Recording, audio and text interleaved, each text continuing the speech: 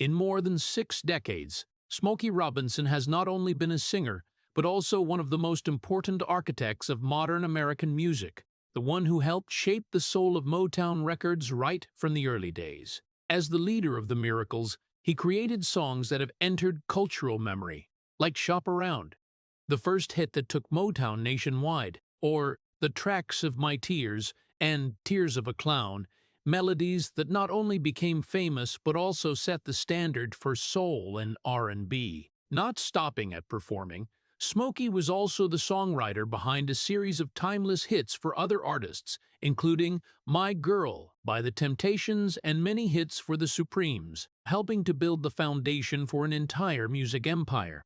He was inducted into the Rock and Roll Hall of Fame, received the Grammy Lifetime Achievement Award, the Kennedy Center Honors, and was awarded the Gershwin Prize by the Library of Congress of the United States, one of the highest honors for a songwriter. With more than 4,000 songs written in influence spanning many generations, Smokey Robinson is not just a successful artist, but a living symbol of enduring creativity and the power of music in connecting people. Yet, behind those brilliant achievements is a life filled with quiet cracks, where the very man who once wrote about love had to struggle to hold on to it in real life. There were years when Smokey Robinson fell into the vortex of cocaine addiction, lost control over himself, and gradually drifted away from his family, away from the values that once defined who he was. Those wrong choices not only hurt him, but also left gaps that could not be filled in his relationships, especially with Claudette Rogers Robinson, who had been through the hardest times with him. There were moments when he had to face the truth that fame could not save a broken soul, and that success sometimes only made the loneliness clearer. But it was precisely in those dark days that his will began to rebuild from what was left, from the realization that if he did not change, he would lose everything. Smokey gradually gave up what was destroying him, found faith again, found music not as a tool for fame, but as a way to survive. And it was that journey back, slow, painful, but determined, that turned him not only into a music legend, but also into a man who had learned how to stand up after losing himself. Before moving on to the story, please hit like and leave a heart, a small gesture for Smokey Robinson, who once lost his way, but still found a way to rise from his own darkness. And if you want to understand what led him to that moment, from a boy in Detroit to a symbol of Motown Records, please subscribe to the channel to step into the next part together. Born and raised in Detroit, Smokey Robinson entered life not with promises of opportunity, but with the very early truth that life could be harsher than any child should have to understand. That industrial city was not gentle with poor children, and his childhood was shaped by crowded streets, old houses, and the constant feeling of having to find his own way to stand firm. But what left the deepest mark was not the visible poverty, but the loss that came too soon. When his mother passed away, that void was not just the absence of a loved one, but the disappearance of a safe place where a child could believe he would always be loved unconditionally. From that moment, the world became bigger, colder, and more unpredictable, as if a part of the foundation inside him had been pulled away and could never be fully replaced. The family was still there, relatives trying to make up for it, trying to keep that little boy from being swept away. But there were things that care could not reach. They could give him shelter, give him meals, give him presents, but they could not give back the feeling of complete protection that he had lost. And it was in that lack that an insecurity began to form, not loud, not clear, but always present, like an underground current that never stopped. It was the feeling that anything good could disappear, that anyone he loved could leave, and that to avoid more hurt, it might be better not to depend too much on anything. Those years in Detroit taught him to observe more than to speak, to keep his emotions to himself more than to share them. He was not a loud child, nor was he someone who easily showed his sadness. Instead, he learned to turn everything he could not say into something else, a melody, a lyric, an emotion that did not need explanation but could still be understood. In a world where words were often not enough, music became the only place where he felt he was being heard, not because someone stood in front of him and responded, but because when he sang, he could exist fully in his own emotion, without having to hide, without having to be stronger than he really was. Those first melodies were not for performing, not for fame, but simply to hold himself together, to not be carried away by the growing emptiness inside. It was also from there that a paradox began to form that would follow him throughout his life. He learned to write about love while he himself was always afraid of losing it. His lyrics later would make millions believe in gentleness, in connection, in the healing power of affection. But deep inside, the boy who once lost his mother never really stopped fearing that everything could disappear at any moment. And perhaps that was why he tried to hold on to every strong emotion more tightly, to love more, to write deeper, as if each song was an effort to keep something he could not keep in the past. But when a person grows up with the fear of abandonment, they not only learn how to love, but also unintentionally learn how to hurt, because sometimes that very fear makes them push everything away before it has a chance to leave them. Music, in those early years, was not a path to fame, but the only place where he could find the comfort that life could not provide. It did not erase the pain, did not make the past disappear, but it gave him a reason to continue, a way to turn what could not be said into something that could be felt. And as those melodies grew with him, they carried not only talent, but also the cracks from childhood cracks that even when he later stood at the peak of music, would still be there, quietly, persistently, waiting for a day big enough to shake everything. As he grew up amid the silences that had never really disappeared, Smokey Robinson began to find people like himself, people who also did not want to be swallowed up by the silence of life, people who believed that if they could not be seen, they would create a way to force the world to listen. And from those seemingly small encounters, the Miracles was born, not as a calculated music project, but as a desperate affirmation that they existed, that they had a voice, that they deserved attention. Their rehearsals did not take place in professional recording studios, but in cramped rooms, noisy corners of houses where the sound was not perfect and conditions were never sufficient. They did not have good equipment, did not have money, did not have any guarantee that those efforts would lead them anywhere, but they still sang, still repeated each musical segment as if every time they raised their voice was a time they refused to disappear. The outside world was in no hurry to welcome them. The first doors they knocked on often closed faster than they could even open. The audition sessions ended in silence.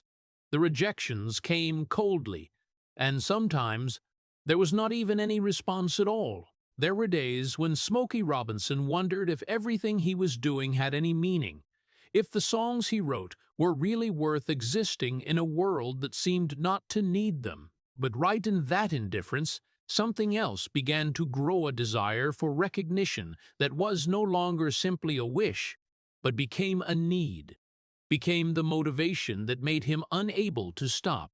Each rejection did not make him turn away, but made him write more, sing more, as if he tried long enough, deep enough. One day, someone would not be able to ignore what he brought. Music, at this stage, was no longer just a refuge, but became the only way for him to be heard in a world that had no place for voices like his. He did not just sing beautiful melodies, he began to put into them emotions that he had never been able to put into words.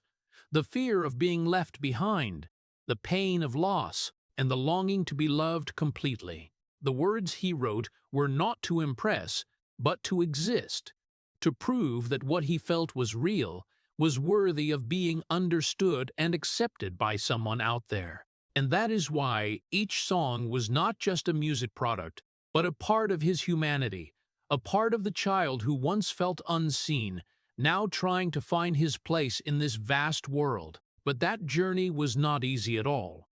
There were nights they rehearsed until exhausted, only to receive another rejection the next day. There were moments when the whole group's faith became fragile, when the future had no clear signs at all. And in times like that, Smokey Robinson would turn back to the only thing he could control: writing. He wrote not because he knew for sure that someone would listen, but because if he did not write, he would have no way to hold on to himself. The melodies began to take shape with a depth that even he, at that time, perhaps had not fully realized, because they not only reflected what he had been through, but also carried the things he feared he would lose. Gradually, amid countless times of being overlooked, small moments began to appear, slightly more attentive glances, opportunities, though small, but enough to keep going. But even when those signs appeared, he still did not feel certain, because the insecurity from childhood had never completely left him. He continued to sing as if tomorrow everything could disappear, continued to write as if this was the last chance to say the most important things. And precisely the way he clung to music like a lifeline made what he created carry a different weight, a sincerity that not everyone could touch. The Miracles was not yet a big name at that time, had not had hits that changed history, but inside them, something had been formed, a persistence not based on guarantees, but on having no other choice. And for Smokey Robinson, every step in this period was not only getting closer to success, but also a way to prove that the child who once felt forgotten truly had a place in this world, no matter how long it took, no matter how many rejections he had to go through. The path that Smokey Robinson pursued in those years finally led him to an encounter that could change his entire life, a meeting that was not loud, but carried the weight of destiny. When he met Berry Gordy, the man who not only saw talent in him, but also saw a future that Smokey himself at that time had not dared to believe was real. From the initial conversations, from the still raw demo recordings, a connection gradually formed, not only between two people, but between a personal dream and a much larger ambition, building a music empire that could bring the voices of people like them beyond the limits that society had long imposed. And from there, Motown Records began to take shape, not as a big company right from the start, but as a daring belief that music could change their position in this world. In that building journey, Smokey was not only a performing artist, but quickly became one of the main songwriters, a person capable of turning complex emotions into words that anyone could feel. The songs he wrote were not only for himself or for the Miracles, but also for many other artists who were beginning to find their place, names that would later become legends. Each track he created, like My Girl for the Temptations, or hit songs for the Supremes, not only helped shape the sound of Motown, but also put him in a position that few could replace. A person standing behind the lights, but deciding how those lights would shine. Success began to come, at first slowly, then faster, then in a rush to the point where there was almost no space to breathe. But along with that recognition, another pressure also quietly grew. Not loud like applause, but persistent and unavoidable. Each successful song was not only a milestone, but also a new standard he had to surpass, a reminder that he could not stop, could not repeat himself, could not allow himself to weaken even once.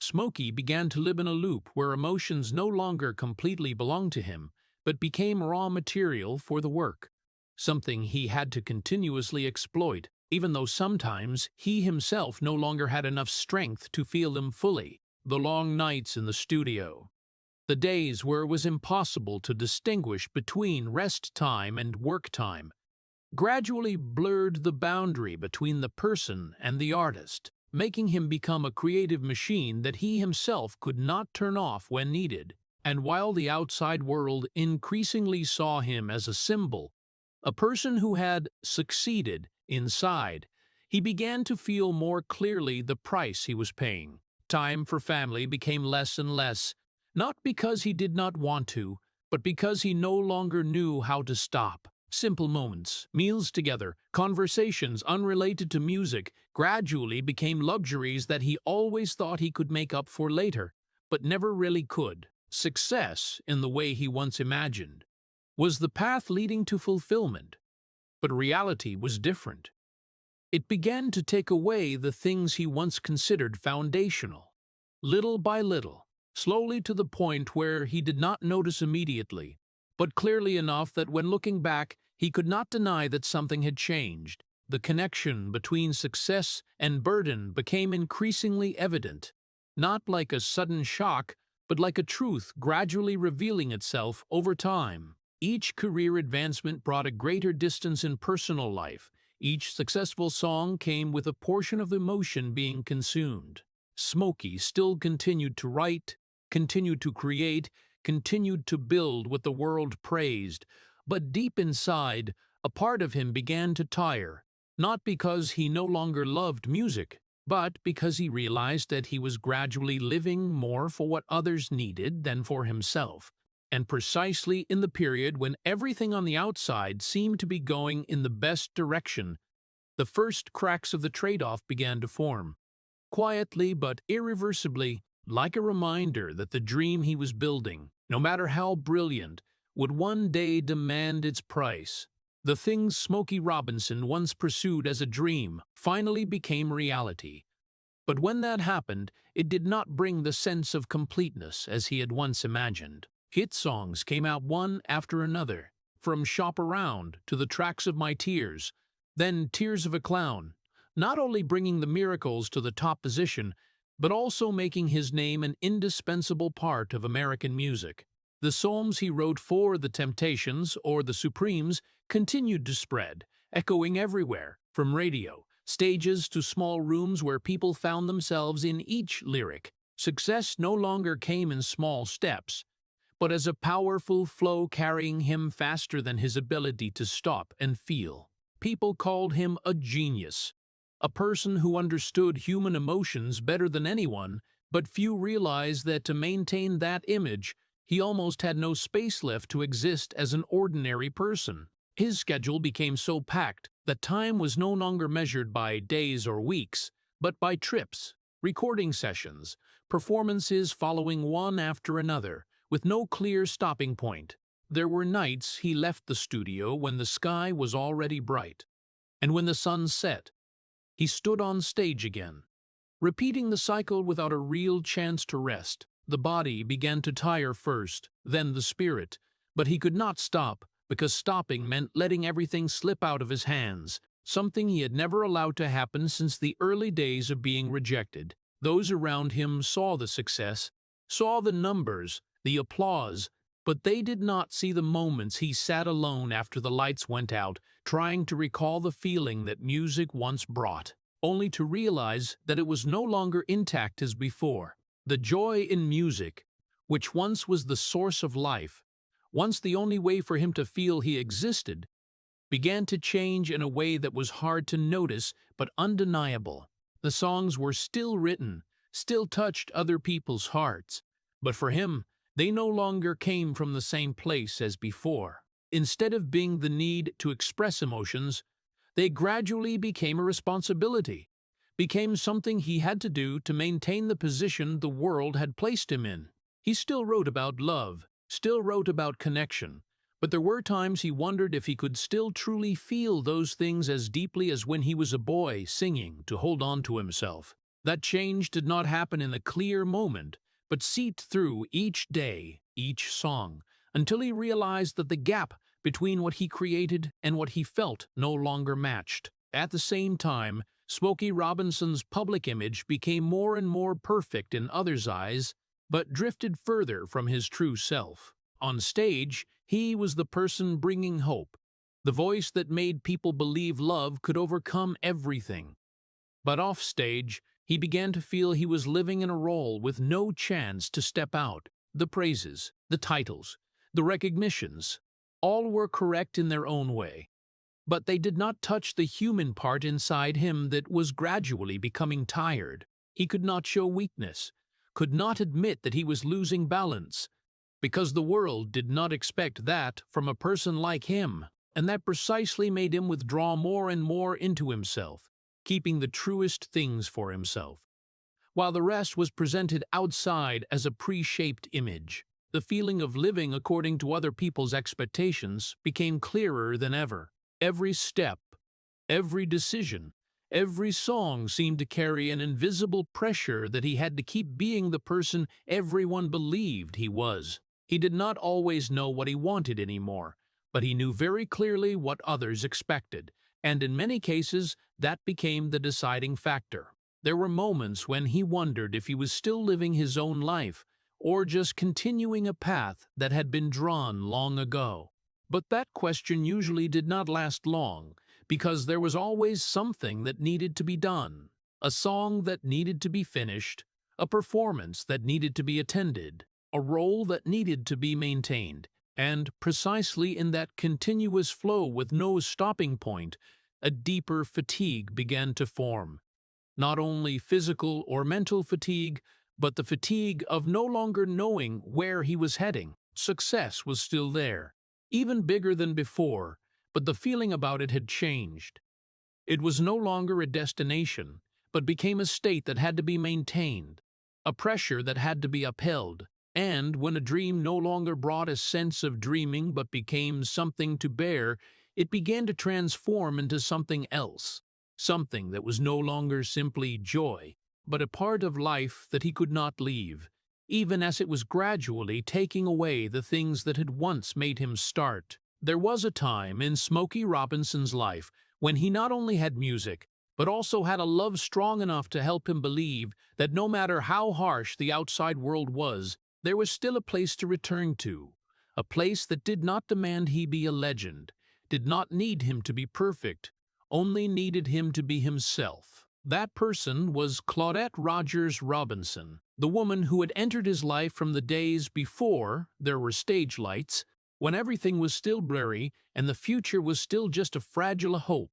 They did not meet in glory, but in days still full of shortages, when music was not yet a career but only a small hope to change life. That was exactly what made their relationship not built on admiration but on understanding, on walking in the same direction, even though they did not know where the destination was. In the early years, when the Miracles was still an unknown group, they stayed by each other's side, not because they were certain about the future, but because there was no reason to leave. Claudette was not only a lover, but also a teammate.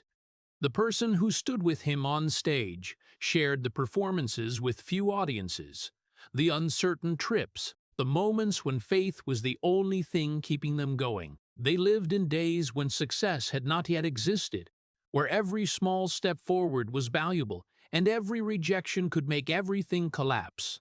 But they stayed, they continued, because amid all the uncertainties, they were certain about each other. However, when the things they once dreamed of began to become reality, everything also began to change in a way they had not anticipated. Success did not come alone. It brought requirements, responsibilities, pressures that no one had prepared them for. Smokey Robinson's schedule became denser, the trips longer, the recording sessions following one after another with no breaks. He began to spend more time in the studio and on stage, while the time for family gradually shrank quietly. There was no specific moment that marked that change, no clear decision that he would put work above everything. But as days passed, his presence in family life became rarer, as if he was gradually stepping out of the very place he once saw as his anchor. The conversations between him and Claudette began to change, not through big arguments, but through the absence of things that had once been very natural. Simple questions were no longer asked, answers were no longer shared. They were still together, still appeared side by side, but a gap began to appear between them that was not easy to notice immediately, because it was not loud, not clear, but simply missing the connection they once had. There were evenings when Smokey Robinson returned home after a long day. He saw Claudette there, but no longer felt that he was truly present in her life. It was not because she had changed, but because he was no longer there long enough to keep that bond intact. Silence began to creep into the spaces that had previously been filled with laughter, with stories, with plans for the future. They did not stop loving each other immediately, but they began not to know how to express it as before. What had once been easy now became difficult.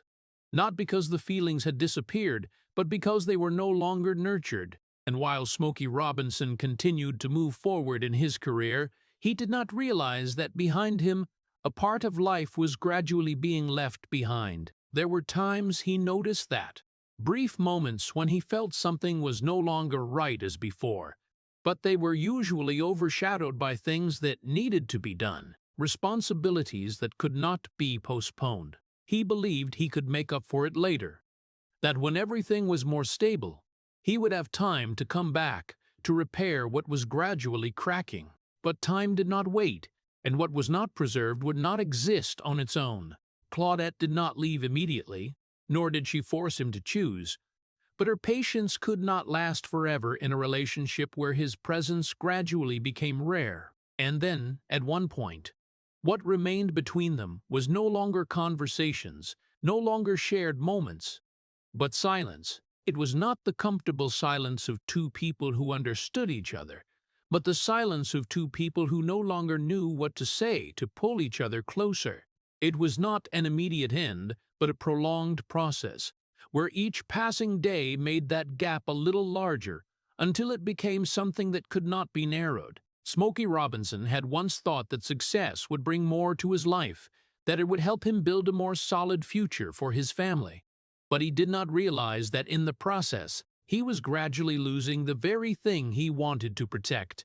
And when he began to see that clearly, the silence between him and Claudette was no longer a temporary gap, but had become a reality that both had to face, even though neither really wanted to admit it. The silence between Smokey Robinson and Claudette Rogers Robinson did not break with a big argument, but gradually became filled with choices that he himself could not fully explain to himself. As the distance in the marriage became clearer, as the pressure from work was no longer something he could control, he began to turn to escapes that were not within the values he once believed in. Infidelity did not come as a firm decision, but as a chain of small steps, moments when he allowed himself to step away from reality, little by little, until he could no longer return to the starting point. It began as a temporary relief from pressure, from the fatigue he could not share, from the silence growing in family life.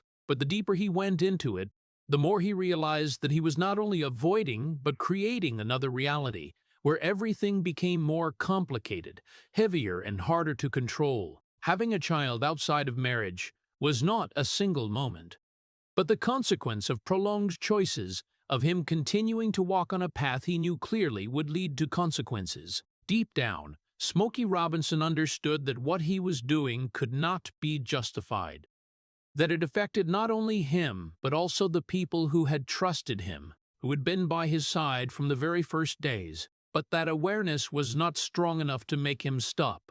There was a quiet contradiction existing within him, between the person he wanted to become and the person he was gradually turning into. He was still the one who wrote love songs about sincerity, about attachment, about not hurting the one he loved, but in real life, he could not live according to those very things.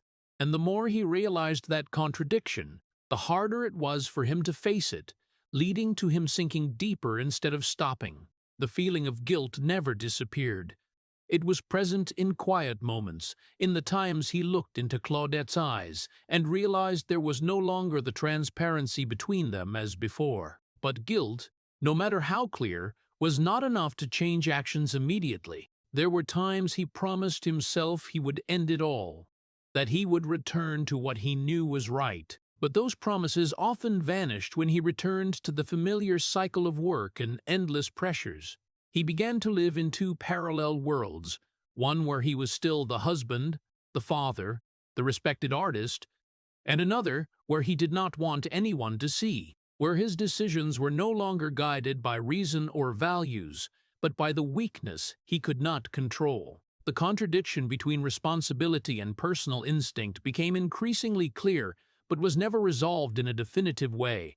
Smokey Robinson knew that he had responsibilities to his family, to the people who had been by his side since he had nothing. But at the same time, he was also pulled toward choices that he knew were wrong. It was not because he did not understand the consequences, but because he was not strong enough to stop at the right time.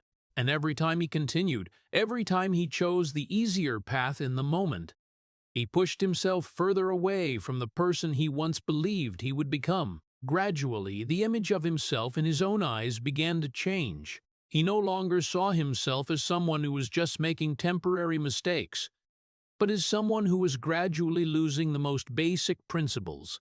The respect he once had for himself was eroded, not by a major event, but by a series of small choices repeated over and over. What pained him was not only that he had hurt others, but that he realized he had become someone capable of doing that, something he had once thought he would never allow to happen. Meanwhile, the outside world continued to see him as a symbol of love, a person who deeply understood what people felt, a voice that could touch the most delicate things in others' hearts. The contrast between that image and the reality inside him became increasingly hard to bear. Every time he stood on stage, every time he sang about sincerity, about connection, he was not only performing for the audience but also confronting himself with a question he could not answer simply. How could he talk about those things when his own life was going in the opposite direction? There was no specific moment that marked the point of no return. But over time, Smokey Robinson began to understand that there were choices, once made, that could not be completely erased. He could change in the future, he could try to repair, but the past would always be there, like a part of the story that he could not rewrite. And that very awareness, even if it came slowly, began to create a different kind of pressure. No longer pressure from the outside, but pressure from within. From having to live with what he had done, from having to accept that the road ahead would no longer be like what he once thought, because the choices he had made had changed it forever. There was no big explosion that marked the end, no single moment when everything completely collapsed. But after all that had accumulated, the relationship between Smokey Robinson and Claudette Rogers Robinson finally reached the point where both could not continue as before. The marriage that had once been built from days with nothing but faith and companionship now closed after many years of living together. Not because the feelings had never existed, but because what had happened made it impossible to exist in the old way. The divorce was not a decision made in one day, but the result of a long process where the distances were not narrowed, the cracks were not mended, and the choices could not be reversed. When everything officially ended, what was lost was not only a relationship but an entire part of life that he had once believed would always be there. What made it all even harder to understand was that at the same time, Smokey Robinson's fame did not diminish at all. His music still echoed everywhere. The songs he wrote were still sung again, still mentioned, still seen as irreplaceable symbols. On stage, he was still the person the audience expected, still the voice that could touch the deepest emotions in them, still the image of a person who understood love better than anyone. But behind those lights, his personal life was going in a completely different direction, where what had once been stable was no longer, where he had to face the voids that no song could fill. The parallel existence between these two realities gradually made him realize that success in his career did not mean completeness in life, and that there were things once lost that could not be replaced by any recognition from the outside. The distance with his children also became clearer over time. It was not because he did not care, but because he was no longer present in the way they needed. The busy years, the continuous trips, the personal choices had caused him to miss many important moments, and when he began to realize that, the distance was no longer easy to narrow. Conversations were no longer natural as before. The silences between father and children became longer, not because there was nothing to say, but because there was no longer enough closeness to say it. He was still their father, but no longer the person by their side in the smallest moments. Things that later he only understood were what kept a family bonded. There were nights, after the performance ended, when the applause had died down and the audience had left. Smokey Robinson returned to the silence that no one else could feel in his place. Strange hotels, rooms that carried no traces of any personal memories, became the places where he had to confront himself with nothing to hide behind. On stage, he could become anyone the music required. But in those moments alone, he was left only as himself, along with the thoughts he could not avoid. There were times he remembered the early days when everything was simpler, when love was not placed under the pressure of success, when family was not something he had to try to hold on to, but something that was always there. But memories, no matter how clear, could not change reality. Gradually, an awareness began to form, not like a sudden awakening, but like an undeniable truth. Smokey Robinson understood that what he had achieved in his career, no matter how great, could not replace what he had lost in his personal life. The awards, the praises, the achievements that the world saw could not fill the void of a family that was no longer intact, could not bring back the sense of belonging he once had. Success could bring recognition, but it did not bring closeness. It could make him remembered, but it did not guarantee that he would not feel lonely. And in that contrast, between the light of fame and the shadow of personal life, Smokey Robinson began to understand that there were things in life that could not be measured by achievements, but could only be felt through presence. He had spent most of his life building something that the world could see and appreciate. But in the process, he had not kept something else, something that could not be replaced by anything else. And when he stood between those two realities, he could no longer believe that he could balance both. Because once the balance had been broken, regaining it not only required time, but also required things that he could no longer go back to change. The voids that Smokey Robinson began to feel after losing his family did not disappear over time, but on the contrary, they gradually became clearer in every moment he was alone. When there was no more music, no more lights, no one for him to play a different person, it was in those silences that he began to turn to another way to soothe the feeling he could not name, a way that at first seemed harmless, but carried a weight he did not anticipate. Using cocaine did not come as an immediate fall, but as a door opening at his weakest moment, something that helped him temporarily escape the fatigue, the repetitive thoughts, the feeling that he had lost too much that could not be regained. At first, it brought a fake lightness, an alertness that made him believe he still controlled everything, that he could continue working, continue creating, continue maintaining the image the world expected. But over time, what was once a tool to avoid became what controlled him. The habit gradually changed the rhythm of his life in a way that even he did not immediately notice. Days no longer began with inspiration or clear goals, but with a need to keep himself in a state he had become accustomed to depending on. The body began to react, no longer as resilient as before, no longer responding in the way he once believed he could control. The mind also changed, no longer stable, no longer clear, but oscillating between periods of artificial excitement and times of deeper emptiness than before. Music, which had once been where he found balance, now could no longer hold that role fully. There were times he sat in front of the paper trying to write, but the words no longer flowed as before. Or if they did not carry the same emotion, the same depth he once knew. The loss of control did not come in a specific moment, but gradually spread into every part of daily life. Plans were no longer carried out as intended. Commitments were postponed or forgotten. Small things that he could once handle easily now became more difficult. Smokey Robinson still appeared, still worked, still maintained part of the image the world was familiar with, but inside, everything no longer operated as before. There were days he felt he was moving without direction, working without a clear purpose, as if his life was continuing but no longer fully belonged to him. Along with that, the distance between him and those around him grew larger. Friends who had been by his side in important periods, relatives who once understood him in a way no one else could, gradually became strangers not because they changed, but because he no longer opened up for them to reach. There were calls not answered, meetings canceled, relationships left behind without clear explanation.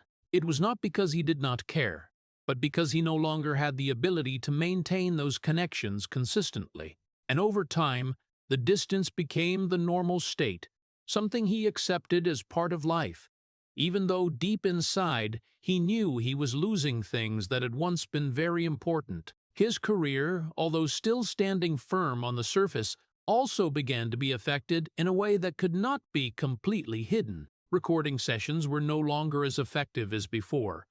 Ideas no longer appeared with the same frequency and quality.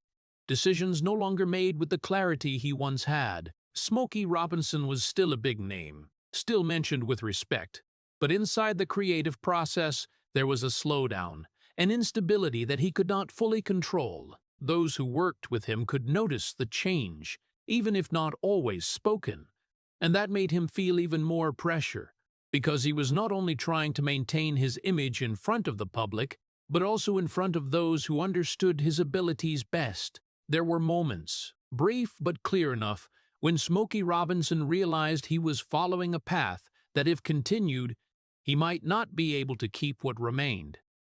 But realizing did not mean stopping. The dependence had become part of his life rhythm, something he could not simply eliminate just by willpower in one moment.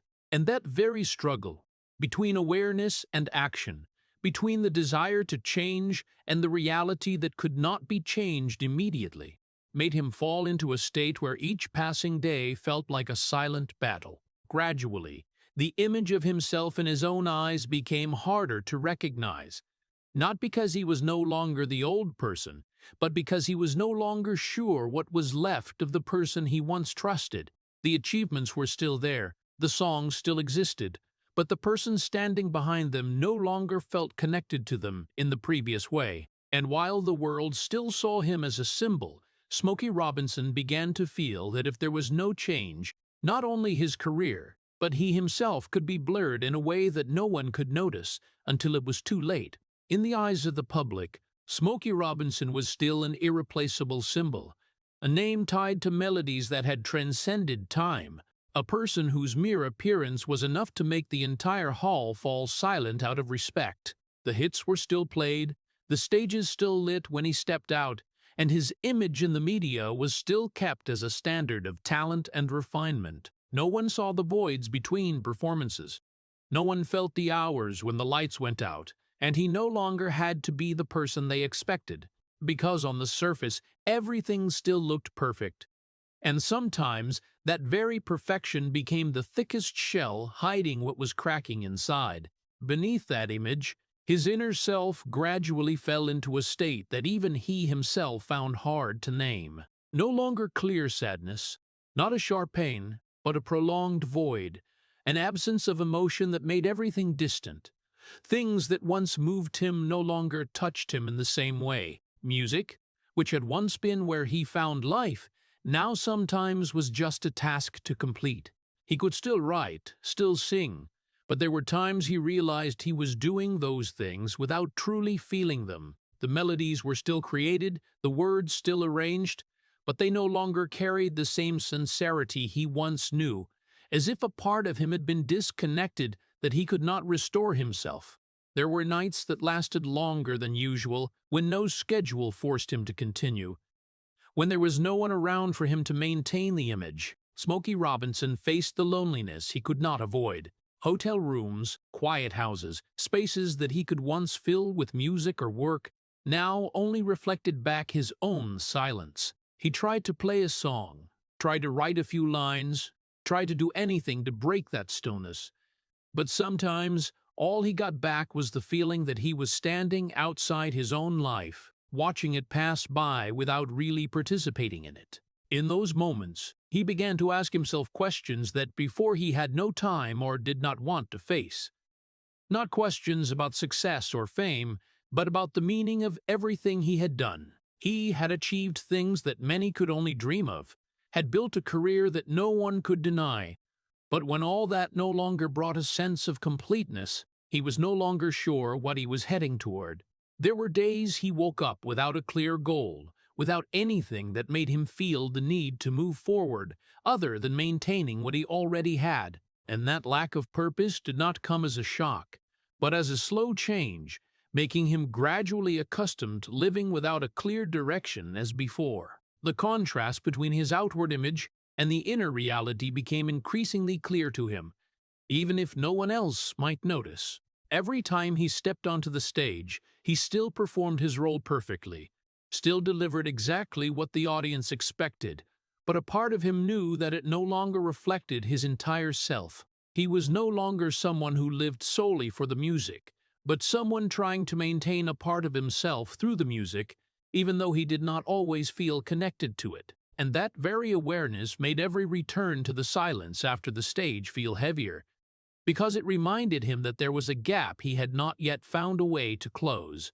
Smokey Robinson was not the only person who had ever gone through this, but in his circumstances, it carried a different weight, because when the whole world believed he had reached the peak, admitting that he no longer felt complete became much harder. There was no space for weakness, no room for doubt, because the image he had built did not allow it. And so he continued moving forward, continued doing what he knew, continued holding the role he had grown accustomed to, while inside he was still searching for something he was not sure he could find again. Gradually, he began to understand that this emptiness was not a temporary phase, but a sign of something deeper, a warning that if he did not change, did not confront it, did not find a way to understand himself again, he could continue existing this way without ever truly living. And that very awareness, even if it came late, began to create a different kind of pressure, no longer coming from the outside,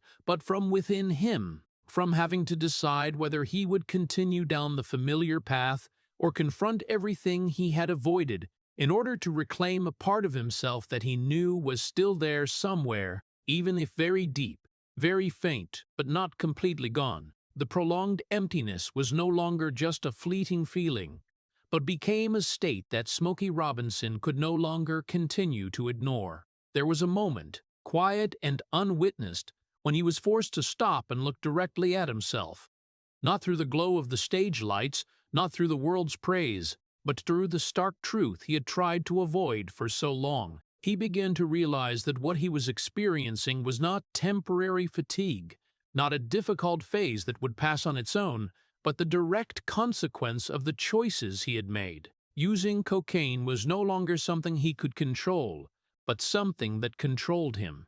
The relationships he had once lost were not because of circumstances, but because of decisions he had not been courageous enough to change in time. That awareness did not come gently.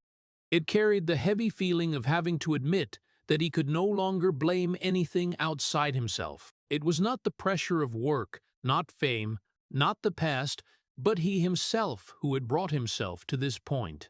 And for someone who had grown used to keeping everything under control, admitting that he had lost control was one of the hardest things. But it was precisely in that admission that something began to change.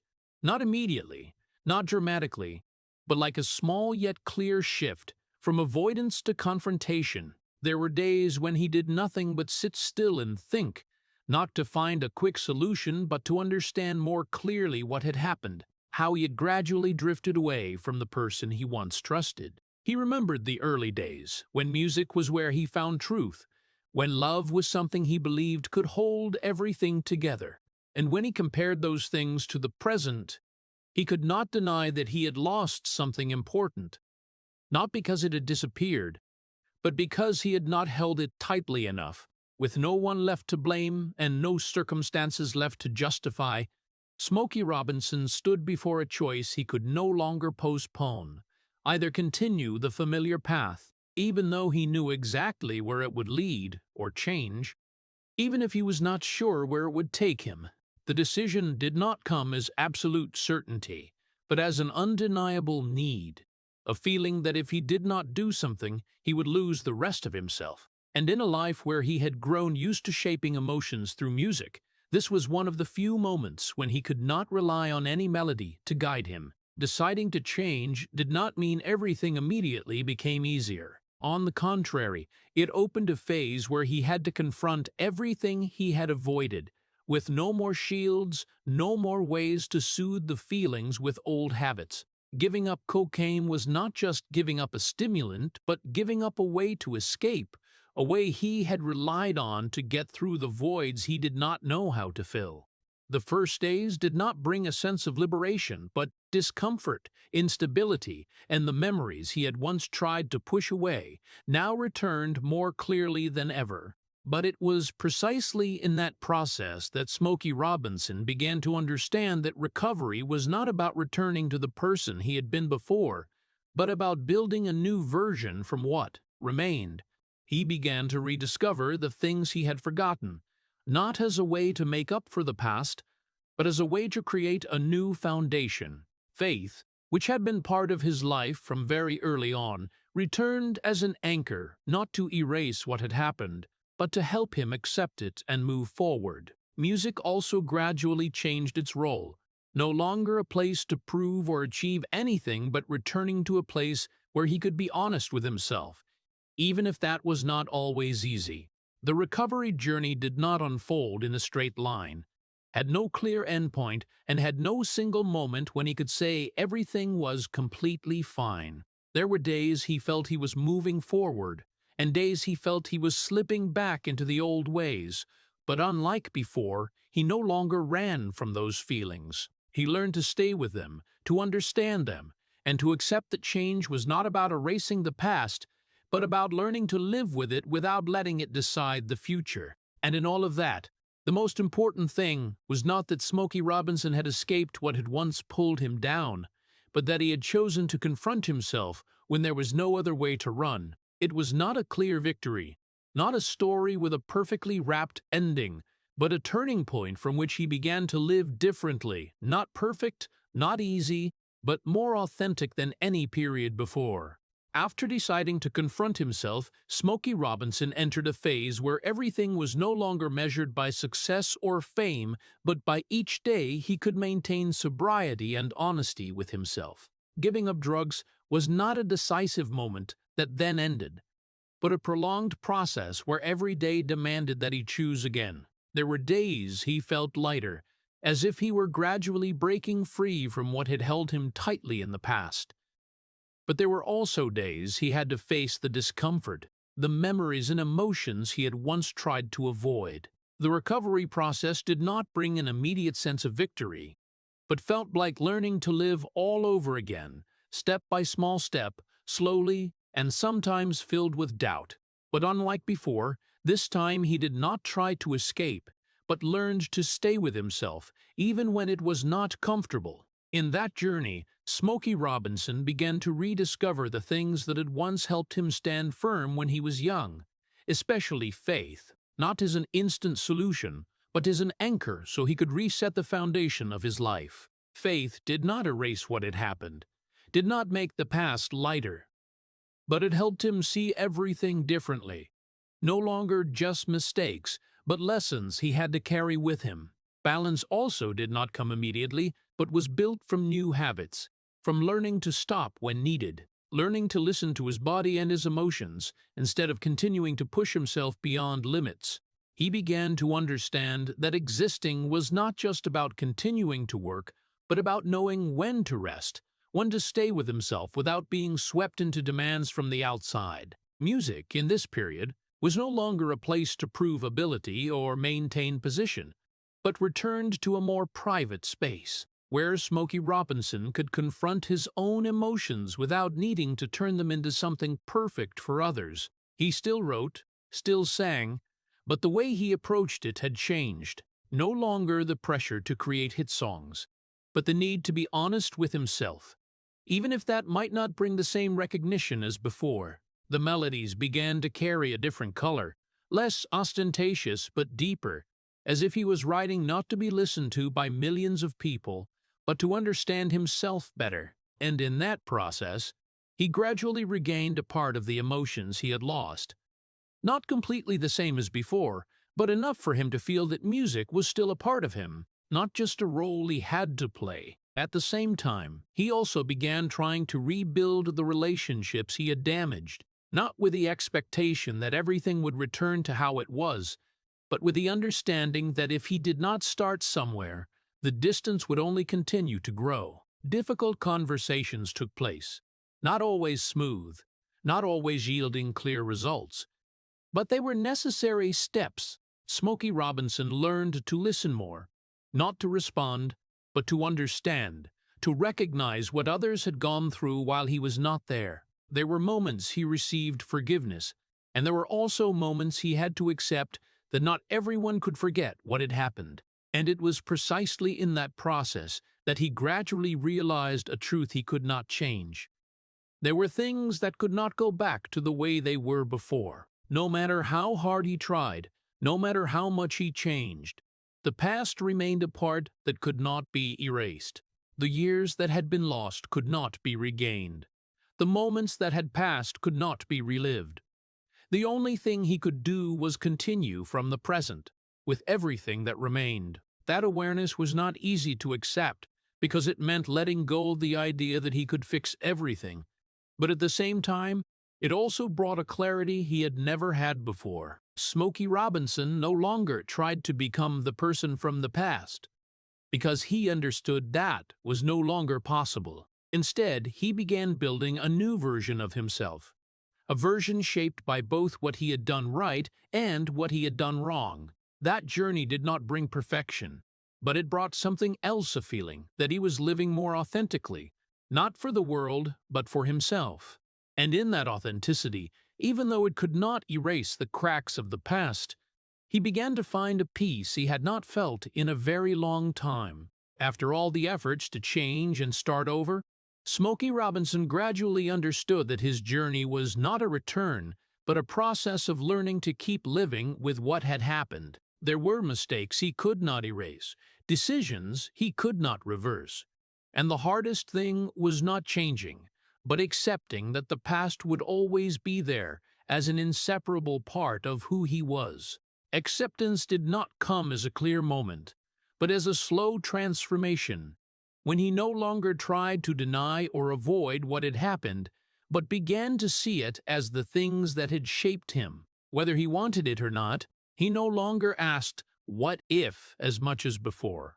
Not because he no longer regretted, but because he understood that those questions changed nothing other than keeping him stuck in a time he could not return to. The feeling of regret did not disappear, it only changed the way it existed. Instead of being a burden that kept him from moving forward, it became part of his awareness, a quiet reminder of what he had lost and what he needed to cherish more in the present. There were moments, very small, when a memory suddenly appeared, an image, a word, a time when he realized he had not been there in the way he should have been. Those moments no longer stopped him completely, but they were still enough to make him feel a void that nothing could fill. And instead of running from that feeling, Smokey Robinson learned to stay with it, to accept that regret was also part of living, especially when a person had walked the paths he had walked. In the slowing down of life, he began to find a different kind of peace, not the excitement or intense joy of before, but the stability that came from simple things. Mornings not rushed by, schedules, meals not hurried, conversations that did not need to end quickly. All the things he might once have seen as ordinary now became more meaningful. Smokey Robinson no longer looked for big moments to confirm his worth, but began paying attention to the small details, the things not recorded, but that brought a truer feeling than any recognition from the outside. Along with that, he gradually understood more clearly the value of time, not as an abstract concept, but as something with limits that he could not get back. The years he had spent on work, on his career, on the things he believed were necessary, were now looked back on with a different perspective. He did not deny the value of what he had done, but he no longer saw them as everything. Time, for him, was no longer something to fill with activity, but something to be used more consciously, to be fully present in the moments he had once missed. Presence was no longer something taken for granted, but became a choice, something he had to actively hold on to if he did not want to keep losing it. The personal wounds that Smokey Robinson had gone through did not disappear, but they began to carry a different meaning. Instead of just cracks, They became the points from which he could see himself more clearly, both what he was proud of and what he wanted to change. Maturity, for him, was no longer about achieving more, but about understanding more clearly what he had and what he had lost, and how to keep living without denying any part of that story. He no longer tried to become a more perfect version, but a more honest version, a person who could admit the weaknesses he had once tried to hide. In all of that, Smokey Robinson gradually realized that his life could not be separated into distinct parts between right and wrong, between success and failure, but was a continuous flow where everything was connected. The mistakes had led him to lessons, the losses had made him understand more clearly the value of what remained, and that very combination created the person he was now. It did not make the past easier, but it helped him stop being trapped in it, so he could continue moving forward with a deeper understanding of himself. And in that forward movement, even though it was not perfect, even though it still carried regret, he began to find a way of living that he could accept, not because it no longer hurt, but because he had learned how to carry the pain without letting it stop him from continuing. At the age of 86, when most of the noise of a long life had quieted down, Smokey Robinson began to feel the silence in a different way, not as a void that made him uneasy as before, but as a space wide enough for him to exist without needing to fill it with anything.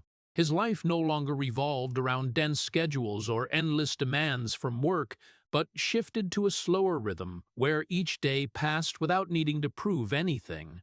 He was still the name many mentioned with respect, still the person carrying a musical legacy no one could deny, but his presence in public had become rarer, not because he was no longer loved, but because he no longer needed to appear to affirm his worth as before.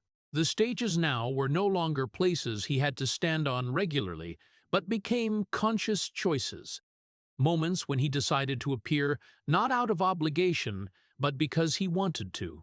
For the most part, Smokey Robinson stayed in familiar spaces, where there were no glaring lights, no expectant gazes, only the simple things he once had no time to notice.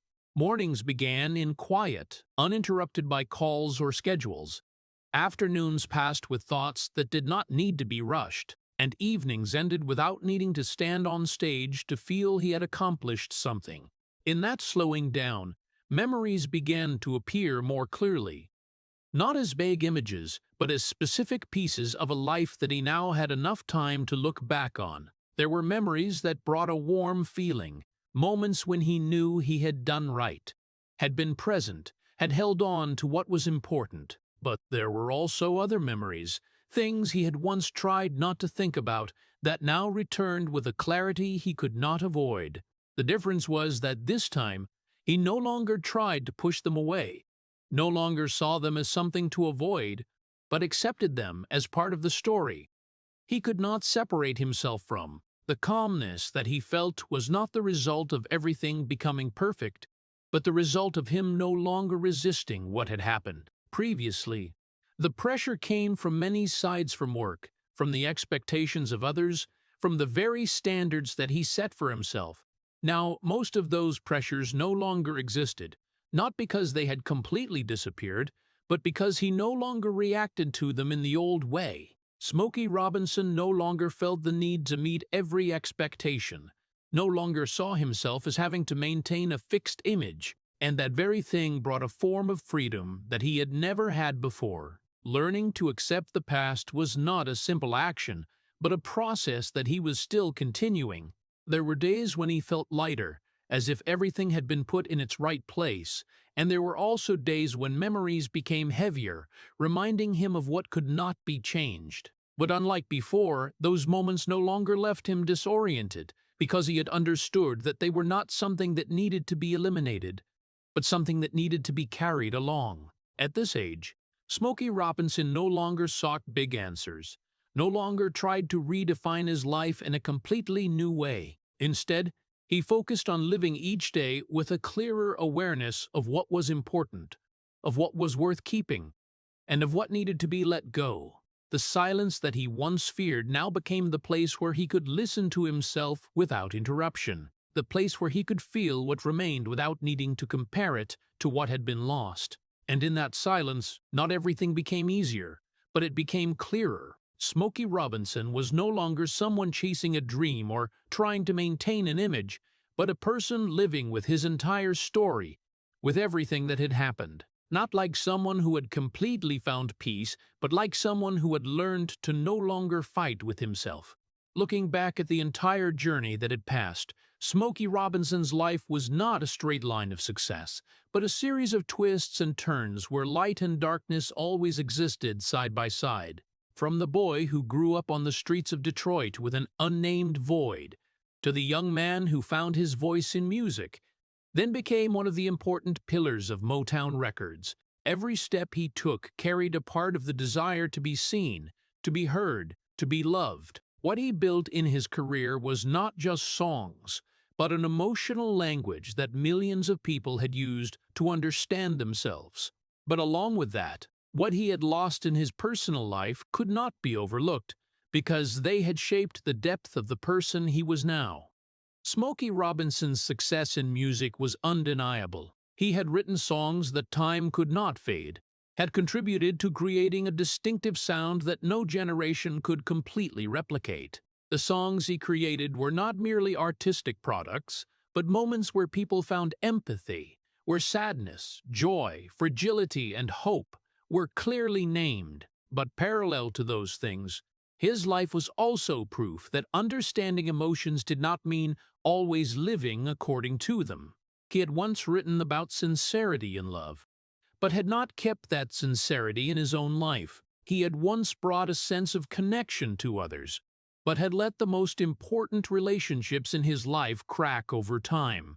And it was that contrast that created a story that was not perfect, but more real than any image the public could see. What Smokey Robinson left for the music industry was not only in the number of songs or awards, but in the long-lasting influence he had created. He was not only a successful artist, but the one who had helped shape how music could convey emotions, how small things in life could become melodies with wide-reaching impact. The artists who came after him, no matter what genre, were to some extent influenced by the way he used lyrics, by the subtlety in expressing complex emotions with simple but profound images. His legacy did not only exist in the recordings, but in the way music continued to be written, sung, and felt by new generations. But if looking at his life as a whole, perhaps the most important thing was not what he had achieved, but what he had learned throughout that journey.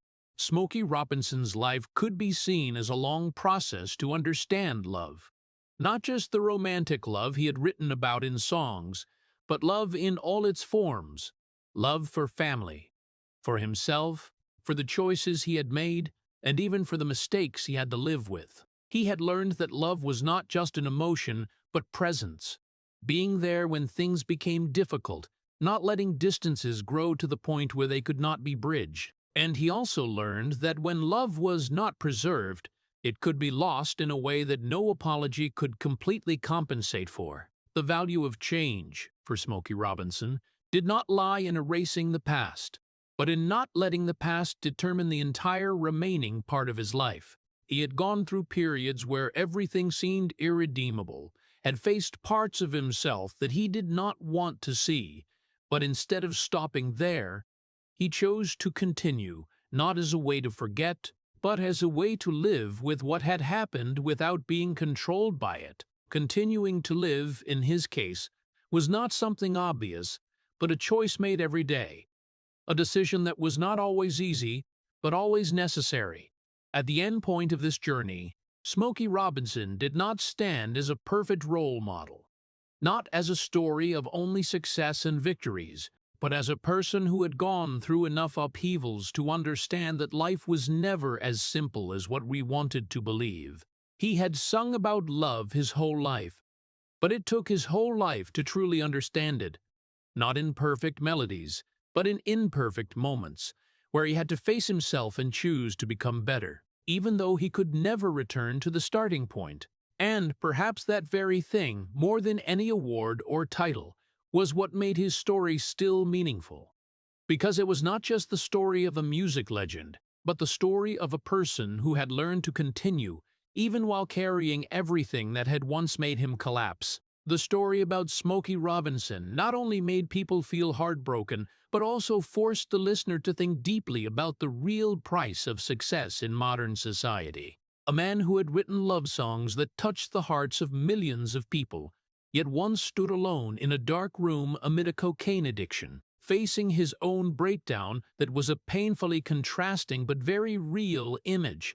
Details like how he gradually lost his marriage to Claudette Rogers Robinson in silence, or how the distance with his children grew larger, not because of a lack of love, but because of a lack of presence, reflected a familiar reality in American life. Many people pursued their careers to the point of forgetting the core relationships. Especially, his journey of addiction and then recovery clearly showed that no one, no matter how successful, could be immune to collapse if they did not face themselves. But the most admirable thing was not that he had never made mistakes, but that he had dared to stop, admit, and change from quitting drugs, rediscovering faith, to accepting that there were things that could not be completely fixed. For American society, where the pressure of success, fame, and individualism was very great, this story was a strong reminder that true value did not lie in how much you achieved, but in who you kept by your side,